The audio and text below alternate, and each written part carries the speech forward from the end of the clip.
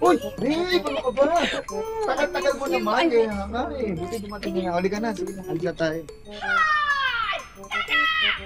Misis ko yun. Takbo ka na. Dali. Takbo. Dali. Ay! Ay! Mahal! Mahal ano? Ano ginagawa mo dito? Ano ginagawa ko dito, ha? Oo. Nakita kita!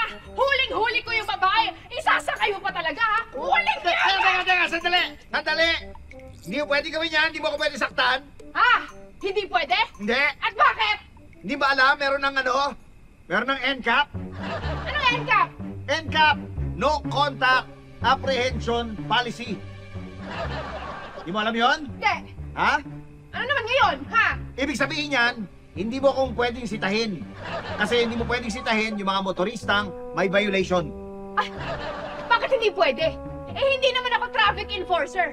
Asawa mo ako, di ba? Kahit na, hindi pwede.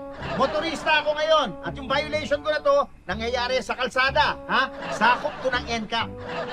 Sakop ng NCAP. Oo. Eh, anong gagawin ko ngayon? Alam nga nun, pabayaan ko yung kalokohan mo, ha? Sandali ka ba? Kung talagang gusto mo ituloy yan, kailangan sundin natin yung patakaran ng gobyerno. Tumingin ka sa paligid mo. Sigurado may CCTV dyan. Alamin mo kung sino may-ari ng CCTV na yan. Tapos kunin mo yung video file, tapos i-email mo sa akin. Pag na-email mo sa akin, meron ka na